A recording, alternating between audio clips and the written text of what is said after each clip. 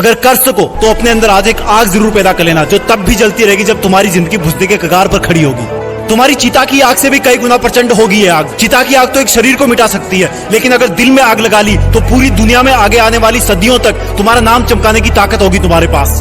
तो फिर ये पढ़ाई लिखाई ये कोई तोप नहीं है जो तुम्हारे सीने को छलनी कर देगी। याद नहीं रहता। तुम्हें लगता है ये सामने रखी 10 किताबें तुम्हारी दुश्मन है। अगर नसीब से तुम्हारे पिताजी फौजी हैं तो पूछना कि जब सामने 10 दुश्मन हो तो उनका मुकाबला कैसे किया जाता है। अंतिम सांस तक लड़ करके, अपनी माँ का कर्जा खून से चुका करके, क्या तुम अपने माँ बाप के लिए उनको हर टाइम पढ़ते रहने का झूठा दिलासा देना बंद कर सकते हो? प्लीज। तुम्हें लगता है कि दिमाग से पढ़ना चाहिए, लेकिन दिमाग तब तक नहीं जागता जब तक दिल नहीं करता। कभी पढ़ते पढ़ते रोना आया तुम्हें?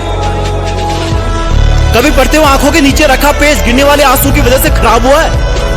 कभी इमोशनल होने के बाद सिर्फ ये ख्याल आया कि मुझे अब दुनिया से कोई मतलब नहीं है और बस मुझे पढ़ाई करना है? अगर दुनिया में सबसे मुश्किल और रिस्की काम है तो वो है अपने बच्चों की अच्छी लाइफ के सपनों के लिए खुद के सपने छोड़ देना, क्योंकि पेरेंट्स को नहीं पता होता है कि उनके बच्चे उतनी मेहनत नहीं कर रहे होते जितना उनको लगता है। और अगर उनको लगता भी है ना तो वो इसलिए ज्यादा नहीं डांटते कि कहीं बच्चे हमारे स्ट्रेस में ना चले जाए डांटने के बाद।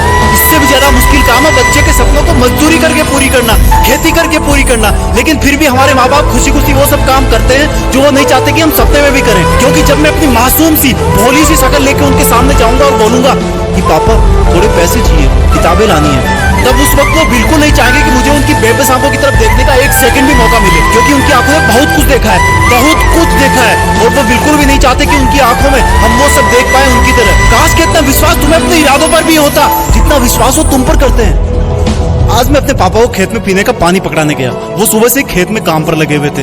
रात को बारिश आई थी, लेकिन इस वक्त की धूप और गर्मी देख के लग रहा था कि मानो सूरज लावा उगल रहा हो। मेरी मम्मी ने कहा कि सर पे तौलिया रख के जा, धूप बहुत है। मैंने कहा नहीं माँ, बस अभी आया वापस।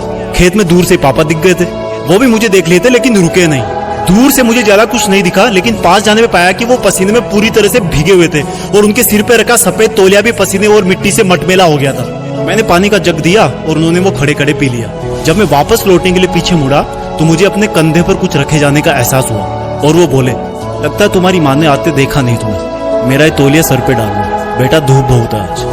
थैंक गॉड मैं उनकी बात सुनने से पहले ही मुड़ चुका था, नहीं तो मेरी आंखें इस एहसान को उठा नहीं पाती। पापा ने मुझको तौलिया नहीं, एक बहुत बड़ी सीख दी थी कि जिस काम को वो कर रहे हैं वो कभी नहीं चाहते कि वो काम मैं भी करूं। और मैंने अपने आप को चेतावनी दी कि मैं कर क्या रहा हूं, 10 किताबों को सामने रखे मेहनत करने का ढोंग रचा करके। तुम्हारे दिमाग में जो लड़के लड़की वाला घुटरगु चलता रहता ना हर टाइम, ये सब उम्र का खेल है। हर कोई पैदा होता है, बड़ा होता है और फिर बूढ़ा होकर मर जाता है, लेकिन फिर भी पूरी उम्र उसको ये लगता है कि मैं तो हमेशा जिंदा रहूंगा और बस इस धरती के लग्जरी और सुखों में लग जाता है। और एक्सक्यूज सुनो, फिर एंटरटेन भी तो जरूरी है, मूवी भी ना देखूं क्या?